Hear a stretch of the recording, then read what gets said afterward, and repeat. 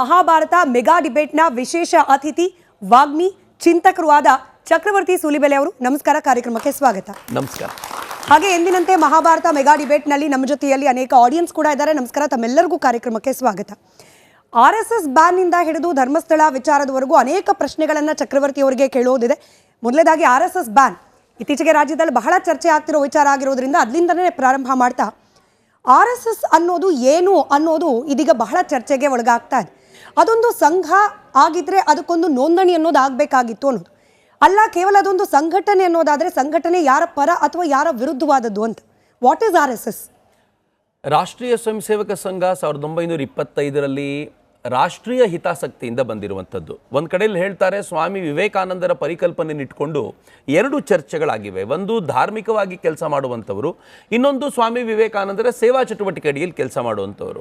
Doctor ಹೆಡ್ಗೆವಾರ್ಜಿಯವರು ಅವರು ಪರಿಪೂರ್ಣವಾಗಿ ವಿವೇಕಾನಂದರ ಈ ಚಿಂತನೆಯ ಸೇವಾ ಕಾರ್ಯಕ್ರಮದಲ್ಲಿ ಭಾಗವಹಿಸ್ತಾ ಹಿಂದೂ ಸಮಾಜವನ್ನು ಒಟ್ಟುಗೂಡಿಸ್ಲಿಕ್ಕೆ ನಾವೇನಾದರೂ ಮಾಡಬೇಕು ಅಂತ ಆವಾಗ ಸ್ವಾತಂತ್ರ್ಯಕ್ಕೂ ಮುಂಚಿತವಾಗಿ ಆಲೋಚನೆ ಮಾಡಿ ರಾಷ್ಟ್ರೀಯ ಸ್ವಯಂ ಸೇವಕ ಸಂಘದ ಪರಿಕಲ್ಪನೆಯನ್ನು ಕಟ್ಟಿಕೊಂಡ್ರು. ಅದರ ಹಿನ್ನೆಲೆಯಲ್ಲಿ ಯಾವ ಹಿಂದೂ ಸಮಾಜ ಒಡೆದು ಹೋಗುವಂಥ ಸಾಧ್ಯತೆಗಳಿದ್ವೋ ಅಥವಾ ಒಂದಾಗೋದಕ್ಕೆ ಕಷ್ಟ ಅಂತಿತ್ತೋ ಅವತ್ತಿನ ದಿನ ಕಬಡ್ಡಿ ಆಡೋ ಮೂಲಕ ಕೆಲವು ತರುಣರನ್ನು ಸೇರಿಸಿಕೊಂಡು ಇವತ್ತು ಇಡೀ ಹಿಂದೂ ಸಮಾಜವನ್ನು ಒಟ್ಟುಗೂಡಿಸುವಂಥ ಒಂದು ಅದ್ಭುತವಾಗಿರುವಂಥ ಸಂಘಟನೆಗೆ ನಾವು ಏನು ನೋಡ್ತೀವಿ. ಆ ದೃಷ್ಟಿಯಿಂದ ರಾಷ್ಟ್ರೀಯ ಸ್ವಯಂ ಸೇವಕ ಸಂಘವನ್ನು ನಾವು ಹಾಗೆ ಪರಿಕಲ್ಪನೆ ಮಾಡ್ಕೊಳ್ತೀವಿ. ಮತ್ತು ನೀವು ಕೇಳಿದಂತೆ ಅದಕ್ಕೊಂದು ರಿಜಿಸ್ಟ್ರೇಷನ್ ಇಲ್ಲ, ಮತ್ತೊಂದಿಲ್ಲ ಅಂತ ನಾವೇನು ಮಾತಾಡ್ತಿದ್ದೀವಿ. ಯಾವ ರಿಜಿಸ್ಟ್ರೇಷನ್ನ ಪರಿಕಲ್ಪನೆ ಈಗ ತಂದಿದ್ದಾರೋ ಅದು ಎಲ್ಲಕ್ಕಿಂತಲೂ ಮುಂಚಿತವಾಗಿ ಮತ್ತು ತನ್ನದೇ ಆಗಿರುವಂಥ ಸ್ವರೂಪದಲ್ಲಿ ಚಿಕ್ಕದಾಗಿ ಹುಟ್ಕೊಂಡಂಥದ್ದು ಇವತ್ತು ಅಗಾಧವಾಗಿ ಬೆಳೆದು ನಿಂತಿದೆ. ಬೆಳೆದು ನಿಂತ ನಂತರ ರಾಷ್ಟ್ರೀಯ ಸ್ವಯಂ ಸೇವಕ ಸಂಘವನ್ನು ನಾವು ನೋಡ್ತಾ ಇದ್ದೀವಿ. ಬೀಜ ಸ್ವರೂಪದಲ್ಲಿ ನೋಡಿದಾಗಲೇ ಗೊತ್ತಾಗುತ್ತೆ ಆ ಚಿಕ್ಕದಾಗಿದ್ದಾಗ ಅದರ ಕಲ್ಪನೆಗಳು ಎಷ್ಟು ವಿಸ್ತಾರವಾಗಿತ್ತು ಅಂತ. ಹೀಗಾಗಿ ಇವತ್ತು ಅಗಾಧವಾಗಿ ನಿಂತಿರುವಂತಹ ರಾಷ್ಟ್ರೀಯ ಸ್ವಯಂ ಸೇವಕ ಸಂಘ 100ನೇ ವರ್ಷದ ಆಚರಣೆಯನ್ನು ಮಾಡ್ತಿರುವಂತಹ ರಾಷ್ಟ್ರೀಯ ಸ್ವಯಂ ಸೇವಕ ಸಂಘ ದೇಶದ ಮೂಲೆ ಮೂಲೆಗಳಲ್ಲದೆ ಜಗತ್ತಿನ ಅನೇಕ ರಾಷ್ಟ್ರಗಳಲ್ಲಿ ತನ್ನನ್ನು ತಾನು ವಿಸ್ತಾರ ಮಾಡ್ಕೊಂಡಿರೋದು ಅಷ್ಟೇ ಅಲ್ಲದೆ ಈ ದೇಶವನ್ನ ಇವತ್ತು ರೂಲ್ ಮಾಡ್ತಾ ಇರುವಂತ ಪ್ರಧಾನಮಂತ್ರಿಯಿಂದ ಹಿಡಿದು ಈ ದೇಶದ ಅನೇಕ ರಾಜ್ಯಗಳನ್ನು ರೂಲ್ ಮಾಡ್ತಾ ಇರುವಂತ ಅನೇಕ ಮುಖ್ಯಮಂತ್ರಿಗಳನ್ನ, ಅನೇಕ ಮಂತ್ರಿಗಳನ್ನ, ಅನೇಕ ರಾಜ್ಯಪಾಲರುಗಳನ್ನ ತನ್ನ ಲ್ಯಾಬೊರೇಟರಿಯಿಂದ ಕೊಟ್ಟಿದೆ ಅನ್ನೋದು ನನಗೆ ಬಹಳ ಹೆಮ್ಮೆ ಇದೆ. ಬಹುಶಃ ಈ ನಾಡಿನ ಬಹುತೇಕರು ಆ ಹೆಮ್ಮೆಯನ್ನ ಅನುಭವಿಸ್ತಾರೆ ಅಂತ ಅನ್ಸುತ್ತೆ ನನಗೆ. ಸರಿ, ಅಗಾಧವಾಗಿ ಬೆಳೆದಿದೆ ಸರಿ. ಅದರ ಪ್ರಾರಂಭಿಕ ಹಂತದಲ್ಲಿ ಈ ಸ್ವರೂಪದಲ್ಲಿ ಬೆಳೆಯುತ್ತೆ ಅನ್ನೋ ಪರಿಕಲ್ಪನೆ ಅಥವಾ ಚಿಂತನೆ ಇತ್ತೋ ಇಲ್ಲೋ, ಬಟ್ ಈಗಿನ ದಿನಮಾನಕ್ಕೆ ಸರಿಯಾಗಿ ಒಂದು ನೋಂದಣಿಯ ಅವಶ್ಯಕತೆ ಇದೆ. ಯಾಕೆ ನೋಂದಣಿ ಮಾಡ್ಕೊಳ್ತಿಲ್ಲ ಅನ್ನೋದೇ ಕಾಂಗ್ರೆಸ್, ಅದರಲ್ಲೂ ಪ್ರಿಯಾಂಕ್ ಖರ್ಗೆ ಅಂತ ಒಬ್ಬ ಸಚಿವರ ಪ್ರಶ್ನೆ ಆಗಿದೆ. ಅಲ್ಲ, ಎಲ್ಲ ಸಂಘಟನೆಗಳು ನೋಂದಣಿ ಮಾಡಿಕೊಂಡೇ ಇರಬೇಕು ಅಂತ ಏನಿಲ್ಲ ಸ್ಮಿತಾ ಅವರೇ. ಆ ಸಂಘಟನೆ ತನ್ನ ರೂಪದಲ್ಲಿ, ತನ್ನ ಸ್ವರೂಪದಲ್ಲಿ ತಾನು ಕೆಲಸ ಮಾಡುತ್ತೆ. ಯಾವತ್ತೂ ಆ ಸಂಘಟನೆ ಒಂದು ರಾಷ್ಟ್ರದ ಒಂದು ಚೌಕಟ್ಟಿಗೆ ಬರಬೇಕು ಅಂತ ಅನ್ಸುತ್ತೋ ಆಗ ಇವರು ಇದನ್ನೆಲ್ಲ ತರುವಂಥ ಪ್ರಯತ್ನ ಮಾಡ್ತಾರೆ. ಉದಾಹರಣೆಗೆ ಯಾಕೆ ಇವರಿಗೆ ಗಲಾಟೆ ಮಾಡ್ತಿದ್ದಾರೆ ಅಂತಂದ್ರೆ, ನೋಂದಣಿ ಮಾಡಿದಿದ್ರೆ ಈಗ ನಿಷೇಧ ಮಾಡೋದು ಸುಲಭ ಇತ್ತು ಅಂತ. ಇವ್ರು ನಿಷೇಧ ಮಾಡಿದ್ರೆ ಏನನ್ನು ನಿಷೇಧ ಮಾಡ್ತಾರೆ? ನಿಷೇಧ ಮಾಡ್ಲಿಕ್ಕೆ ಅದೊಂದು ನೋಂದಣಿ ಆಗಿರುವಂಥ ಸಂಘಟನೆಯೇ ಅಲ್ಲ. ಈಗ RSS ಅನ್ನೋ ಸಂಘಟನೆಯ ಹೆಸರನ್ನು ನೀವು ತೆಕ್ಕೋಬಹುದು ಅಷ್ಟೇ, ಆದರೆ ಚಕ್ರವರ್ತಿ ಸೂಲಿಬೆಲೆಯ ಹೃದಯದಲ್ಲಿರುವ RSS ಅನ್ನ ನೀವು ಹೇಗೆ ತೆಕ್ಕೋತೀರಾ? ಹೇಗೆ ಈ ನಾಡಿನ ಮನೆಗಳಲ್ಲೂ ಕೂಡ ಇರುವಂತ RSS ಅನ್ನ ತೆಕ್ಕೊಳ್ಳಿಕ್ಕೆ ಸಾಧ್ಯ ಆಗುತ್ತೆ? ಹೀಗಾಗಿ ಅವರಿಗೆ RSS ಅನ್ನ ತೆಗೆದು ಬಿಡ್ತೀವಿ, ನಿಷೇಧ ಮಾಡ್ತೀವಿ ಅಂತ ಹೇಳೋದಕ್ಕೆ ಏನಾದರೂ ಒಂದು ವ್ಯವಸ್ಥೆ ಬೇಕು. ಅದು ಬಿಟ್ಟರೆ ಇವ್ರ ಹತ್ರ ಮತ್ತೇನು ಪಾಯಿಂಟ್ ಇಲ್ಲ. ಈ ಕಾರಣಕ್ಕೋಸ್ಕರ ನೋಂದಣಿ ಅಂತಿದ್ದಾರೆ ಹೊರತು. ಆದರೆ ಒಂದು ಯೋಚನೆ ಮಾಡಿ, ನೋಂದಣಿಯೇ ಆಗದೆ ಇರುವಂತ ಒಂದು ಸಂಘಟನೆ ಇವತ್ತು ಮೊದಲನೇ ಪ್ರಯತ್ನವೇ ನೋಂದಣಿ ಆಗೋದ್ರ ಮೂಲಕ ಸಮಾಜದ ಎದುರುಗಡೆ ನಾವು ಬಂದಿದ್ದೀವಿ ಅಂತ ಹೇಳೋದು.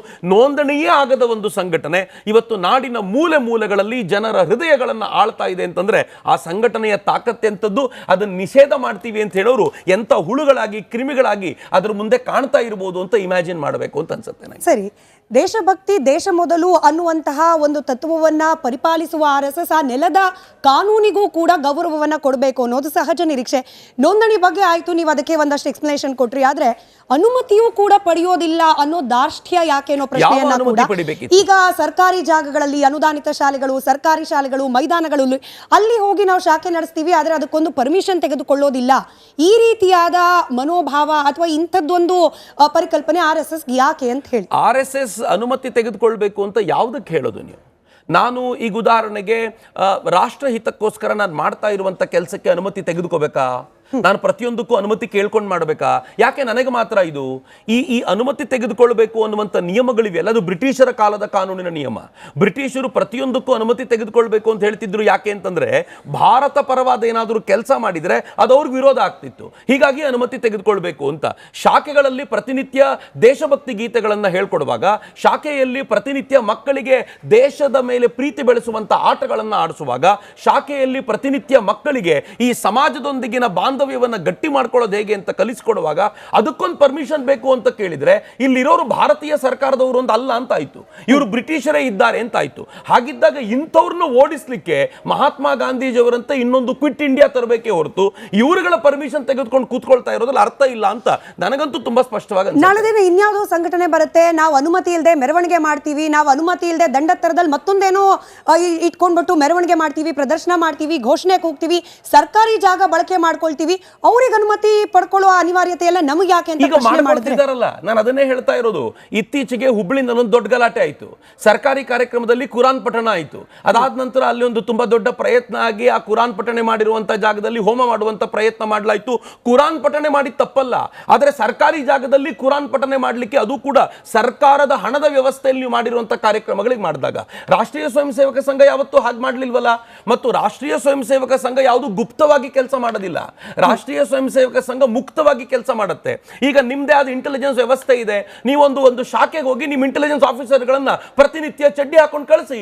ಈಗ ಪ್ಯಾಂಟ್ ಮಾಡಿದ್ದಾರೆ, ಅವ್ರಿಗೆ ನಾಚಿಕೆ ಕೂಡ ಆಗ್ಲಿಕ್ಕಿಲ್ಲ. ಅವ್ರು ಪ್ಯಾಂಟ್ ಹಾಕೊಂಡು ಹೋಗಿ ಪ್ರತಿನಿತ್ಯ ಶಾಖೆಗೆ ಹೋಗಿ ನಿಂತ್ಕೊಳ್ಳಿ, ಶಾಖೆಯಲ್ಲಿ ಏನ್ ಮಾಡ್ತಾರೆ ನೋಡ್ಲಿ, ಅದರಲ್ಲಿ ದೇಶದ್ರೋಹದ ವಿಚಾರ ಏನ್ ಹೇಳ್ತಾರೆ ಅಂತ ಅವರು ಹೇಳಿ ಅದನ್ನ ವರದಿ ಕೊಡ್ಲಿ. ಅದನ್ನು ಬಿಟ್ಟು ನೀವು ನಿಮ್ಮ ಮನಸ್ಸಿಗೆ ತಕ್ಕಂತೆ ಹೇಳ್ತಾ ಇದ್ದೀರಾ ಅನ್ನೋ ಕಾರಣಕ್ಕೋಸ್ಕರ ನಿಮ್ಮ ಬಯಕೆಗೆ ತಕ್ಕಂತೆ ಹಿಂದೂಗಳು ಪದೇ ಪದೇ ಹೋಗಿ ಪರ್ಮಿಷನ್ ತಗೊಳ್ಳೋದೇನು? ನನಗೆ ಈಗಲೂ ಪ್ರಶ್ನೆ ಇದೆ. ನೀವು ಟಿಪ್ಪು ಜಯಂತಿ ಮಾಡಬೇಕಾದ ಯಾವ ಪರ್ಮಿಷನ್ನೂ ಇಲ್ಲ. ನೀವು ಡಿಜೆ ಹಾಕೊಂಡು ಹೋಗ್ಬೋದು, ನೀವು ಕೈಯಲ್ಲಿ ತಲ್ವಾರ್ ಇಟ್ಕೊಂಡು ತಿರುಗಾಡ್ಬೋದು, ತಲ್ವಾರ್ನ ನೇತಾಕೊಂಡು ಊರ್ನ ತುಂಬಾ ಮೆರವಣಿಗೆ ಮಾಡಬಹುದು. ಆದರೆ ಒಂದು ಗಣೇಶನನ್ನ ಪೆಂಡಾಲ್ನಲ್ಲಿ ಕೂರಿಸಬೇಕಾದ್ರೆ ನಮ್ಗೆ 28 ಪರ್ಮಿಷನ್ ತೆಗೆದುಕೊಳ್ಬೇಕು, 28 NOCಗಳು ಬೇಕು. ಆದರೆ ಟಿಪ್ಪು ಜಯಂತಿ ಮೊನ್ನೆ ಶುರುವಾಗಿರೋದು. ಆದರೆ ಗಣೇಶೋತ್ಸವವನ್ನ 1893ರಿಂದ ಸಾರ್ವಜನಿಕವಾಗಿ ಆಚರಣೆ ಮಾಡ್ಕೊಂಡು ಬರ್ತಾ ಇದ್ದೀವಿ. ಬ್ರಿಟಿಷರು ನಮಗೆ ಪ್ರಶ್ನೆ ಕೇಳಲಿಲ್ಲ, ನೀವು ಪ್ರಶ್ನೆ ಕೇಳ್ತಿದ್ದೀರಿ ಅಂತಂದ್ರೆ ಅರ್ಥ ಏನು? ಇದು ದಂಡ ಇಟ್ಕೊಂಡು ಮೆರವಣಿಗೆ ಮಾಡ್ತಾರೆ, ಘೋಷಣೆಗಳನ್ನ ಕೂಗ್ತಾರೆ, ಇದೆಲ್ಲವೂ ಕೂಡ ಒಂದು ರೀತಿಯಲ್ಲಿ ಸಮಾಜದಲ್ಲಿ ಭಯ ಸೃಷ್ಟಿ ಮಾಡುವಂತಹ ವಾತಾವರಣ. ಪ್ರಿಯಾಂಕ್ ಖರ್ಗೆ ಅವರ ಸ್ಟೇಟ್ಮೆಂಟ್.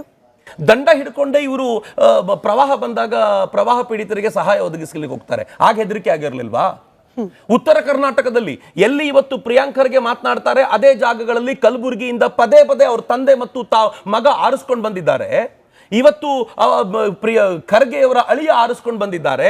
ಅವರೆಲ್ಲರೂ ನಿರಂತರವಾಗಿ ಆಳ್ತಾ ಇರುವಂತ ಜಾಗದಲ್ಲಿ ಪ್ರವಾಹ ಬಂದಾಗ ಅತ್ಯಂತ ಹಾಳಾಗೋಗಿರುವಂತಹ ಜಾಗಗಳಲ್ಲಿ ಇದೇ ದಂಡವನ್ನು ಹಿಡ್ಕೊಂಡು ಚಡ್ಡಿಯನ್ನು ಹಾಕೊಂಡು ಕೆಲಸ ಮಾಡ್ತಾ ಆ ಜನರಿಗೆ ಧೈರ್ಯವನ್ನು ತುಂಬೋದು ಇದೇ RSS. ನೀವು ದಂಡ ಹಿಡಿದ ಮಾತ್ರಕ್ಕೆ ಇವರನ್ನ ಹೆದರಿಸ್ತಾರೆ ಅಂತ ಕರೆಯೋದಾದ್ರೆ ತಲವಾರ್ ಹಿಡ್ಕೊಂಡು ತಿರುಗೋರ ಬಗ್ಗೆ ಮಾತಾಡ್ತಿಲ್ವಲ್ಲ ನೀವು? ತಲವಾರ್ ಹಿಡ್ಕೊಂಡು ತಿರುಗೋರನ್ನ ಕಂಕಳಲ್ಲಿ ಕೂರಿಸ್ಕೊಂಡಿದ್ದೀರಾ. ಮತ್ತು ಯಾರು ದಂಡ ಹಿಡ್ಕೊಂಡು ಸಮಾಜದಲ್ಲಿ ಆತ್ಮವಿಶ್ವಾಸವನ್ನು ತುಂಬುವಂತ ಪ್ರಯತ್ನ ಮಾಡ್ತಿದ್ದೀರೋ ಅವ್ರ ಬಗ್ಗೆ ನೀವು ಕೆಟ್ಟದನ್ನು ಹೇಳ್ತಾ ಇದ್ದೀರಾ ಅಂತಂದ್ರೆ ನಿಮ್ಮ ದೃಷ್ಟಿಕೋನದಲ್ಲಿ ಕೆಟ್ಟದಿದೆ. ವಿರುದ್ಧವಾಗಿ ನೀವಿದ್ದೀರಿ ಅಂದ್ರೆ RSS ಇದೆ. ಒಂದು ಸಮುದಾಯವನ್ನ, ಅದರಲ್ಲೂ ನೇರವಾಗಿ ಹೇಳ್ತೀನಿ, ಮುಸ್ಲಿಂ ಸಮುದಾಯವನ್ನ ವಿರೋಧಿಸೋದನ್ನೇ ಶಾಖೆಗಳಲ್ಲಿ ಹೇಳ್ಕೊಳ್ಳೋದು. ಸಮಗ್ರ ಭಾರತ, ನೀವು ಅಖಂಡ ಅಂತ ಕರಿತೀರಿ, ಸಮಗ್ರ ಭಾರತ ಎಲ್ಲ ಸಮುದಾಯದವರನ್ನ ಒಳಗೊಂಡ ಭಾರತದ ಕಲ್ಪನೆ RSSಗೆ ವಿರುದ್ಧವಾದದ್ದು. ಅವರು ಕೇವಲ ಹಿಂದುವಿ ರಾಷ್ಟ್ರ ಅಥವಾ ಹಿಂದೂ ರಾಷ್ಟ್ರದ ಸ್ಥಾಪನೆಯ ಕಲ್ಪನೆ. ಹೀಗಾಗಿ ಇದು ಭಾರತದ ಆ ಸಮಗ್ರತೆಯ ವಿರುದ್ಧವಾದ ಒಂದು ಸಂಘಟನೆ. ಬಹುಶಃ ಯಾರಿಗೆ ರಾಷ್ಟ್ರೀಯ ಸ್ವಯಂ ಸೇವಕ ಸಂಘದ ಪರಿಚಯ ಇಲ್ವೋ ಅವ್ರು ಮಾತ್ರ ಮಾತನಾಡಬಹುದಾಗಿರುವಂತದ್ದು ಅಂತ ನನಗನ್ಸುತ್ತೆ. ಇದನ್ನ ಈ ಆರೋಪಗಳನ್ನು ಯಾರಾದರೂ ಮಾಡಿದರೆ ಅವ್ರು ರಾಷ್ಟ್ರೀಯ ಸ್ವಯಂ ಸೇವಕ ಸಂಘಕ್ಕೆ ಒಂದಿನವೂ ಬಂದಿರಲಿಲ್ಲ ಅಂತ.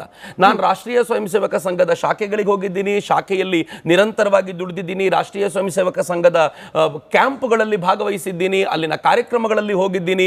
ಪ್ರತಿಯೊಂದು ರಾಷ್ಟ್ರೀಯ ಸ್ವಯಂ ಸೇವಕ ಸಂಘದ ಪ್ರಚಾರಕರೊಂದಿಗೆ ನಂಗೆ ಸಂಪರ್ಕ ಇದೆ, ಬಹುತೇಕರೊಂದಿಗೆ ಪ್ರಚಾರಕರೊಂದಿಗೆ ಸಂಪರ್ಕ ಇದೆ. ಇವೆಲ್ಲವನ್ನೂ ಇಟ್ಕೊಂಡು ನೋಡುವಾಗ ರಾಷ್ಟ್ರೀಯ ಸ್ವಯಂ ಸೇವಕ ಸಂಘ ಒಟ್ಟಾರೆ ಅದು ಕೆಲಸ ಮಾಡುವಂತ ರೀತಿ ಇದೆ. ನಾನು ಅದಕ್ಕೆ ಹೇಳ್ತಿರೋದು ನಿಮಗೆ, ಯಾರಾದರೂ ಇಂಟೆಲಿಜೆನ್ಸ್ ಆಫೀಸರ್ ಇದ್ರೆ ಅವರು ಪ್ಯಾಂಟ್ ಹಾಕೊಂಡು ಒಂದು 6 ತಿಂಗಳು ಹೋಗಿ ಬರಬೇಕು. ನಾನು ಪ್ರಿಯಾಂಕ್ ಖರ್ಗೆ ಅವರಿಗೆ ಮುಕ್ತ ಆಹ್ವಾನ ಕೊಡ್ತೀನಿ. ನಾನು ರಾಷ್ಟ್ರೀಯ ಸ್ವಯಂ ಸೇವಕ ಸಂಘದ ಪ್ರಚಾರಕಲ್ಲ, ಅವರು ಇದನ್ನು ನೋಡ್ತಾ ಇದ್ರೆ ಮುಕ್ತ ಆಹ್ವಾನ ಕೊಡ್ತೀನಿ. 6 ತಿಂಗಳು ಬರಲ್ಲ, ಶಾಖೆಗೆ ಬರಲ್ಲ. ನಮ್ಮ ಜೊತೆ ಶಾಖೆಯಲ್ಲಿ ಧ್ವಜ ಪ್ರಣಾಮ ಮಾಡ್ರಲ್ಲ, ನಮ್ಮ ಜೊತೆ ಶಾಖೆಯಲ್ಲಿ ಒಂದು ಗೀತೆಯನ್ನ ಧ್ವಜ ಗೀತೆಯನ್ನ ಹಾಡ್ರಲ್ಲ, ನಮ್ಮ ಜೊತೆ ಶಾಖೆಯಲ್ಲಿ ಆಟ ಆಡಿ. ಹೇಗೆ ಶಾಖೆಯಲ್ಲಿ ಸಮಗ್ರತೆಯ ಪರಿಕಲ್ಪನೆಯನ್ನು ಕಟ್ಟಿಕೊಡ್ಲಾಗುತ್ತೆ ಅನ್ನೋದು ಒಂದಾದ್ರೆ, ಜಾತಿ ಮತ ಪಂಥಗಳನ್ನು ಮರೆಯುವಂತ ಒಂದು ಭಾಗ ಆದ್ರೆ, ಇದೇ RSS ನಲ್ಲಿ ರಾಷ್ಟ್ರೀಯ ಮುಸ್ಲಿಂ ಮಂಚ್ ಅಂತಿದೆ.